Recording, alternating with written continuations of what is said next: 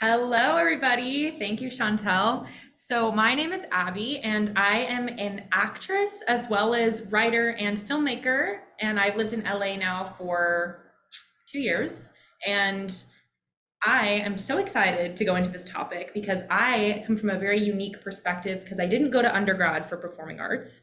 I actually went to UC Berkeley for neuroscience, and I did a double minor in jazz piano performance and in stage acting. So now that I'm working professionally as an actor, I love to talk about performing arts and the differences between what path students should take because I'm a true believer in that there is no one path. And even though it feels like the biggest deal in the world when you're going through undergrad and choosing a school, if you want to be an actor, filmmaker, dancer, singer, there are many different ways to get there. And we're going to get into some of those different ways and what sorts of questions you should be asking yourself to help make the best decision for you. So, the first thing is the why. Why do you want a career in the performing arts? Is it something that you feel like you've done it once, or did you do a show and you fell in love with it, or have you been doing this your entire life, or are you unsure and you want to experiment? These are all perfectly valid reasons, but you just need to know what you love about it, and you need to be absolutely sure that you love it now. You can, of course, change your mind later, but when you're applying and auditioning, you need to be absolutely certain that this is what you want to do, because the amount of work is obviously intense, as I'm sure we're all aware, but ultimately, acting as well as dancing, as well as filmmaking, this is a job of auditioning for people. This is a job of constantly having to prove yourself over and over with no validation, if anything, constant critique. But if you love what you're doing, that's not going to be a problem for you. So, number one, understand your why. And just this is a question you can ask yourself after this webinar. Why do I want to do it? What do I love about it? And why do I want to go to school for it? So just ask yourself that question, because you're going to have to write about it and you're going to have to talk about it, right? So I want to talk a little bit about the difference between the types of schools that you can go to pursue these performing arts passions. So we have a conservatory, we have a university, and we have a college. A conservatory is going to be a BFA, or a bachelor's in fine arts, and that's going to be specific to the type of program you want to do, and you're not going to have classes outside of that. For example, if you go to Berkeley College of Music or Boston Conservatory, since they're combined now, if you go there, you will not have to take a general breadth requirement for sociology. Versus if you go to University of Michigan for voice and you're getting a BA in voice, not a BFA, then you're probably going to have to take some breadth requirements on top of what you're doing for your music major.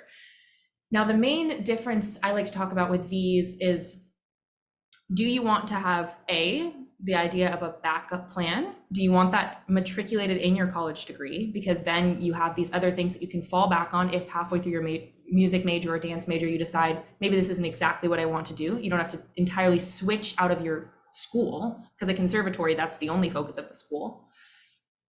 Or are you someone who just has other interests that don't just lie in what you're doing? So maybe you want to do voice performance, but you're also wanting to major in French. So you do a double major. So you're in a college that has the ability to do crossover between different schools. And that would be choosing a university over a conservatory. A college can be kind of a middle ground that's nice because it's still small like a conservatory, and the conservatory style of teaching can be available there, but it's not large and forcing you to take other classes outside of your major if you don't want that, like a university. So these are questions to consider if you're unsure the types of programs that you want to go to, overall size of the school, whether or not you want to take additional classes that aren't specific to your major that you're interested in, and what other additional things do you like out of college? Like, do you want to do Greek life? Are you interested in attending sports events? Like, do you enjoy campus culture? Those things at a conservatory could be a little bit different. So that's something to think about too. So I've touched on this a little bit, but looking at it a bit more specifically, I have two examples here. I have a bachelor's in fine arts in acting at FSU, a solo, and then I have a BA in acting at USC. These are both great programs, but you can look even at the application, they kind of start to differentiate between the style of requirements for the students. So for the BFA, the Bachelor's of Fine Arts, which is a conservatory at FSU, you have to do your application, like your Common App, and then a supplemental application with a resume, headshot, your future goals, 3 letters of rec, 2 of which have to be from theater teachers or theater mentors. And then you have a pre-screen video, and then you're invited to an audition. They have in-person auditions and they have in-person callbacks. So there's 3 different steps. And the pre-screen is really, really common. This is basically any BFA program you audition for, whether it's dance, film, acting, singing, musical theater, you're gonna have to do these pre-screens. And we'll get into a little bit about what you can be doing and what that path can look like, the best ways to prepare. And now looking at the BA versus the BFA, application on Common App, same thing. And then Slide Room, which a lot of these schools use something called Slide Room or Accepted. These are just website platform hosting services where you upload your monologues or your dance or your films or whatever it is, and it's just a way in which they host them. Think about it like Common App, but for musical theater or for voice or for dance. So it's performing arts Common App. It's not so confusing. And then you have your additional information, which is a resume, headshot, photos, 1 letter of rec versus 3. And then it's a video introduction of who you are and why you want to go to USC. There's no monologues. So you can already see the BA versus the BFA. There's quite a difference in the materials that are required. And the BFA is obviously much more rigorous and much more tailored to just acting. Okay. And then I broke down the programs just so you could get a taste of the difference of the actual style of the program versus the applications. So the BFA, you've got 96 total units, all in performance. And they do require a summer that you spend in London, which is really cool. But you spend a summer in London working with Shakespeare technicians and doing a show at the end of it. It's like a summer stock in a way, and that's required. So all of this is theater. And then the BA acting at USC, we have 13 lower division theater requirements and then 16 lower division general education in the College of Liberal Arts, like I was talking about. And this could range from anything like sociology to philosophy to psychology. You have to kind of check off a couple different boxes of classes you have to take. It's 4 classes. And then 30 upper division units for theater. So 59 units total, not all of which are even in acting. So it's quite a difference in course load of, this could be acting, dance would be the same thing with musical theater. There's quite a difference between the BA and the BFA. So that's something to think about when you're considering a program. So this is an example of Boston Conservatory at Berkeley. This is a BFA and is probably one of the most competitive BFA programs. And just to give an idea of what the breakdown is for these auditions, for anyone who's preparing for these or is thinking about preparing for them, they require pre-screens, which a pre-screen for BOCO is an intro video, 2 songs, contrasting, a monologue, and then what they call a wild card. And that's something we could talk about if anyone is in this program or process and they're wondering, like, what do I do for that? A wild card can be anything. It could be you talking in a different language. It could be you speaking in a dialect. It could be a poem that you wrote. There's lots of different things that could distinguish you from other students. So that's an interesting thing to talk about. The live audition, just like with FSU, they require live audition, and then they also have a final live callback. And Boston Conservatory at Berkeley does what's called unifieds as well as regular campus auditions. So a lot of musical theater schools come together for 3 different locations at Chicago, New York, and LA for what are called unified auditions. And a bunch of schools come at once. And this is really convenient for musical theater students because you can audition for all the programs at the same time. And it's really good practice for auditions because it's kind of like a condensed boot camp all in one at these 3 different locations. I actually did unified auditions in 2012. And I went to New York and auditioned for BOCO, and it was crazy intense. So if anyone's going to do unifieds or thinking about doing that, you can feel free to reach out to me and I can definitely talk to you more about that. So selecting a piece of material, this is specific to anyone in acting, but can also apply to dance, and I'll make it a little bit broader for songs as well. I always say the most important thing when you're selecting material is you have to like it, because you're going to be doing this material for months and months. I'd say when you start preparing for your material, it should probably be in like the beginning or middle of summer before your senior fall, so that you've got 3 pieces and then a backup piece, because I think you've got to have at least 4 or 5, because if they like you, they're going to ask you, what else do you have? And if you've only prepared what they've asked for, then you're going to come off as kind of silly. I remember at my unified audition for Manhattan School of Music, they asked me if I could sing a piece of music from a role that was on my resume that I hadn't performed in since I was like 14. And of course I didn't have it completely ready. And so I just panicked and said no. And you absolutely should be able to do everything on your resume. That's a big one too. If you've been Eliza and My Fair Lady, you should be ready with a Cockney monologue that you can give them in an accent. If you are Ariel in The Little Mermaid, you better be able to sing part of your world, like ready to go, have an audition cut, have the music for it. Anything on your resume is fair game. And that goes across the board for dance, for singing, for musical theater, for acting, for film. So just keep that in mind. This is specific to Juilliard, and it's really common if you audition for just acting that you're gonna have to do one classical monologue. Sometimes it has to be Shakespeare, sometimes it can be a Greek tragedy, or it could be like an archaic piece, but usually it has to be at least one Shakespeare. And then a contemporary. Juilliard requires 4 actually, but contemporary is anything from the 20th or 21st century. And in general, we want to avoid pieces that you feel like you don't identify with the life experience of. Not to say I can't play Willy Loman from Death of a Salesman, but I'm not a 50-year-old man. So there are certain suspensions of belief that it might just be easier for you to pick something that's a little bit more playable for you. Think about it like a film audition. Think about what sorts of things a casting director might give you. What are you castable as? And if you're not sure what you're castable as, ask your friends and family. Like when they look at me as an actor, who do they see? Who do I look like? Who do I play like? And start to kind of get a sense of what material you should find based on those answers. Okay, so this is for film, and I wanted to put a little comparison between a BA and a BFA at USC for film. So the BA at USC for cinematic arts, this is in their School of Cinema Arts, but it's just the BA, so you have to also do the breadth requirements like in the acting program. And these requirements are the Common App, which almost every school is going to require the Common App, except conservatories usually don't. Like BOCO doesn't require the Common App. They just have like one supplemental essay because, again, emphasis is not on writing, it's conservatory. But anyway, for BA at USC, Common Application, then you have like a 500-word small personal statement. This would probably be 4 or 5 paragraphs. And then you have to provide a writing sample, 4 to 6 pages on why you love cinema, a certain piece of cinema, and it's kind of like a reflection of it. Compared to the BFA, Bachelor's in Fine Arts of Film Production at USC, you have to do the Common App, then a cinematic arts personal statement. This is why you want to go into film. Then a writing prompt. And they had several different writing prompts, and you have to choose between 3. They're all super fun. They're really cool. It's kind of like, what's your favorite piece of cinema and why? Or if you were to become a protagonist from your favorite film, why? Or if you could have a conversation with them, who would it be? They're really fun prompts. And then you have to provide a creative portfolio list. So this would be any film project that you've ever worked on, commercial, industrial, anything, if you have. If not, then obviously you wouldn't. And then there's a collaboration question, which is asking what you plan to do with other students while you're in the BFA at USC. And then there's a video introduction, which is 30 seconds to a minute, you talking, introducing yourself via video, and then a media sample. You have to provide either a short film or a documentary that you've made, and it can be up to 5 minutes long. And so for students I've had that haven't done this prior to the application, which is perfectly reasonable, not everyone's done that and could just have an interest.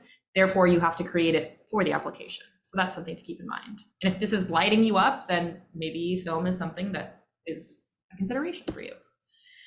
Okay, so now I want to get into dance. Dance, you're going to be asking yourself similar questions when choosing a program, kind of what do you want to do with the dance? Do you always want to be a performer? Do you like choreography? Do you want to teach dance? This will help you decide what programs you're going to. Because if you want to choreograph, or if you want to help the industry of dance rather than being a performer yourself, you could start out as a performer, but then you might be looking to get a graduate degree in dance. So it would be really important to get the BFA to then matriculate into the graduate degree. Dance audition processes are often school by school. So we're going to look at 2 different schools, but it's usually the same kind of breakdown: pre-screen, in-person class, in-person solo performance, and then interview, and then portfolio. So I wanted to do Berkeley versus Michigan. So this is a BFA at both schools, but one of them is a private conservatory and one of them is a large public school with all the other amenities that a large public school has, football and whatnot. So the difference between these applications is interesting because BOCO, Berkeley, they have the online application. They don't use the Common App, like I said.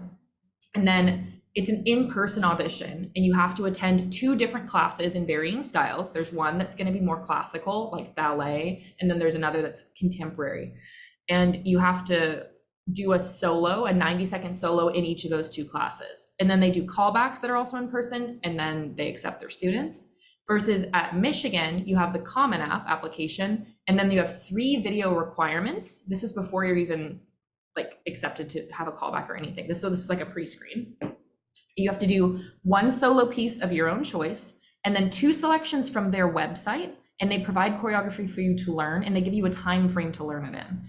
And then you have to do 1 short answer video and then resume and headshot. And then you're invited to a live audition where you perform your solo piece from your audition that you sent in via video, and then 2 group numbers. And I wanted to give an idea of the type of choreography that Michigan is requiring, because they post these 4 videos, and several other schools do this as well. And this is kind of modified since COVID. So the nature of dance auditions has changed a little bit, which is interesting. Hi, my name is Robin Wilson, and I'm an associate professor in the Department of Dance. I teach a variety of courses, including improvisation, teaching methods, dance history, and a range of dance techniques. The phrase that you're going to learn is typical of the movement I teach. Let's go. So the pulse is it's a 4/4. It's a 32 count phrase, but it's got a lot of syncopation in it. So we're gonna show it to you down tempo. And we'll give you 8 counts for nothing. 1, 2, 3, 4, 5, 6, here we go. And 1, 2, 3, 4, 5, 6, 7, and 8. 2, 2, 3, 4, 5, 6, 7, 8. 3, 2, 3, 4, 5, 6, 7, 8. 4, 2, 3, a 4, a 5, a 6, a 7, and 8. Fabulous. So for all my dance students, this is the sort of thing you would be expecting. And honestly, what I've said to a lot of my other students who have done dance is, even if you're not going to a school where they require video auditions, you should watch these combinations, because a lot of the schools have similar types of requirements for their auditions. So it's a really good way to kind of get a jump on what sorts of choreography you should be expecting to know, or things that you should be super comfortable with. So for anyone doing dance, I would definitely get on the site, even if you're not applying or auditioning to Michigan, and just see how quickly can you learn this choreography, and how well does it stick, or do you like it, or all of those things. It's a very good way to test that for yourself. Hi. Okay, so now we're going to talk about the resume, because this is very important for any young professional who's applying to schools as well as just working. So what do you include? How do you format it? How much is too much? What do you put on there? So I wanted to just give some examples, because I think it's the easiest way to do it. So I provided my resume when I was 16, and then my sister's resume when she was a senior in high school. My sister is currently a vocal performance major in opera at USC Thornton, and she got in based on this resume. I helped her make it. But so the key difference between these, you might look at them and think, oh, these look so similar. And they do look similar, but the left versus the right. Let's look on the left and see what's so good about this. So Maddie's resume, she clearly has a ton of experience in musical theater, and she's got it all listed out by show, then by role, then by theater company or location. If you've worked with a notable director, you would put the director's name instead of the company. So that's something to keep in mind. And then she's got her awards all very clearly listed out, the name of the award, what she got, and then the year that it happened, very clear. And then training at the bottom, what it is, the teacher, and then the location and the year. And then finally at the bottom, I've got skills. The problem, the way in which my resume might be better is I've got training kind of all clumped in this large paragraph in the middle, which makes it kind of unclear and makes the person less likely to want to read that. So you want to keep everything super concise and clear, and it should always go experience, but label the experience. So if you're a dancer, it should be dance. If you're a filmmaker, it should be film. And if you're a vocalist, it should be voice or it should be theater. And then list the show, the role, the theater, or the director if they're a notable director, which I did not know that when I was younger. So I've got directors here, which are not notable directors, and that doesn't really mean anything to the person reading it. So just put the company, because they can actually research the company, right? And then I should have below that, I should move up my Royal Schools of Music exams that I got awards in and have those in 3 columns, and then training at the bottom. And you definitely don't need to put your GPA on here or your rank. None of that is overly important. So that didn't need to be there either. Headshots. So every program, you're gonna have to submit a resume and a headshot. So for headshots, it just needs to look like you, and it needs to be well lit. You don't need to be spending hundreds of dollars on professional headshots. They're very aware that everyone is young in high school, and we don't need to be, breaking the bank just for an audition. That being said, make sure the photo is from your shoulders up and you can really see your face. So you should be well lit. You can use natural light. You can get a friend to do it. You can get your mom to do it. But this photo on the left is you can see what the girl looks like, but the sun is kind of all in different weird places and it looks very casual. So remember the nature of the headshot, and it should look like how you want to be perceived. So that's something to consider. Okay, so we're nearing our end, and this is a question that I get from almost all of my kids is, what should I be doing right now? Well, you can be doing a lot of things. So if you're in acting, I highly recommend that you're involved in your school's theater troupe. And if you don't have time for that, or if you don't like your school's theater troupe, still audition for the school show and definitely do community theater. This is a wonderful way to meet people outside of your school and still be involved in theater. You can also be signing up for places like Backstage or Actors Access, and just, even if you're not submitting on these roles, you can get an idea of what roles are out there, and this can help you type yourself. Or if you're interested in doing student film, we're in Los Angeles, so you have a huge advantage. There's so many other young people who are looking for students to work constantly. So get experience of being on a set. Same for filmmakers. You can be watching films and you can be writing reviews of them. You can be writing summaries of them, because a lot of these film programs, that's what they require of you. So it's great to get practice now. And you can be making short films. You can do it with your phone. Get together with your friends, write something and shoot it. Just start to get used to the idea that everything has to be from your own drive. Everything about this career is extremely about autonomy, and you have to be very aware. Even when you're starting out, if those applications feel like a lot of work, I promise you a professional life in acting, dance, musical theater, it's more work, but it's worth it. It's great work. So just be excited about the work. Be excited about the auditions, excited about reading plays, watching movies, writing about them, talking about your favorite actors. These are lots of things you can be doing. For all of my dancers, and for my singers, of course, you want to be in classes. I would suggest at least once a week, twice a week if you can, especially for dance. So it's just about that constant building of your repertoire as well as keeping up your strength.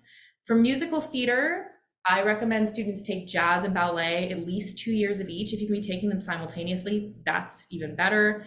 The kids who do the best in musical theater are the ones who don't neglect the dance, because everyone usually in auditions is really strong acting, singing, but the dance is usually the neglected part. So try to get a step up on that.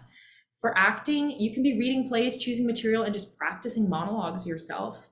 And I always recommend that the spring of before your senior year, so that would be the spring of your junior year, I think if you're going to do musical theater or acting, you should be working with an acting coach. You can start out with them maybe once a month, and then when you get into audition season, kind of weekly, just to get your pieces up in front of someone who is objective. Because it's great doing them in front of your parents, but it's a whole nother thing giving them to someone and getting feedback and having to work with that feedback. And it's very, very helpful, because once you get in the room with people and they're judging, and it'll take away that anxiety if you've done it and you've been doing it for a period of time with someone who you don't know. So I do think that's really important.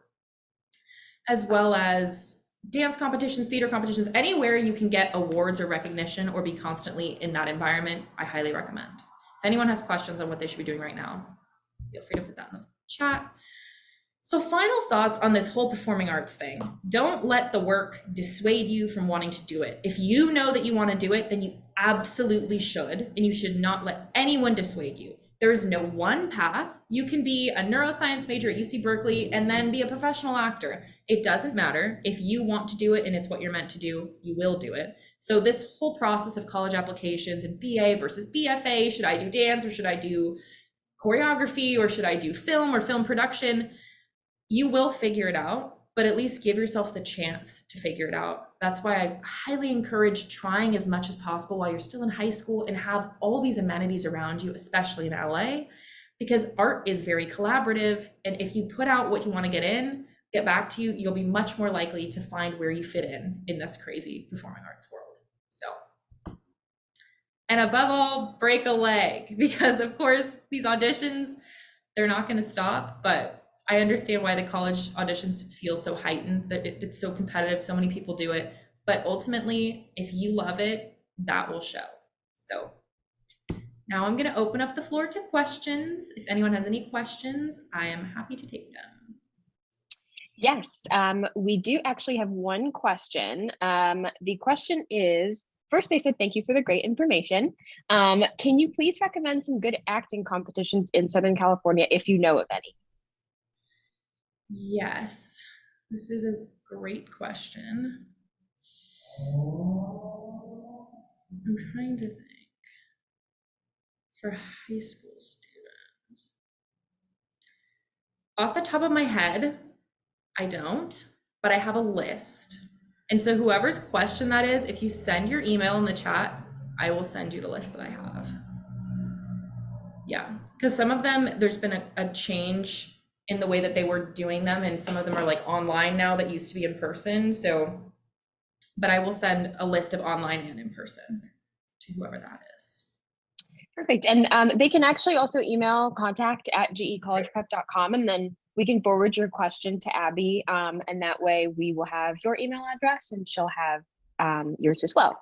And we actually just got one other question. The question is, do you have a leg up if you're a professional child actor? This is a good question. I've gotten this question before.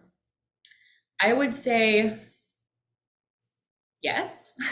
I mean, in short, I think the answer is yes, but you have to be smart about how you play that card, because don't assume that because you have experience, you're more likely to get into a program, but do assume that you do have more experience. So that gives you a leg up in the audition process, and you're much more attuned with how to audition, and I'm assuming you're less afraid of that, and your resume is going to be more full. So take full advantage of all the connections you've already made, and you have contacts to reach out to with people to help choose a program, and you probably have professional headshots and you have experiences that other people don't. So leverage those into selecting super original material that maybe was on something you've already done and it's super unique to you and you've already worked with it. So just come into it not expecting anything, but then use your experience to your advantage. Awesome. And that was it. That's all our questions for tonight. Okay, well, it was so nice to have everyone here, and this is Great Expectations. We do some one-on-one counseling for musical theater and for dance and for film and for anything. So if you ever have questions, feel free to email. And if there was something tonight that you remembered it and you have a question, feel free to email me, and that will definitely get back to you. Thank you so much, everyone.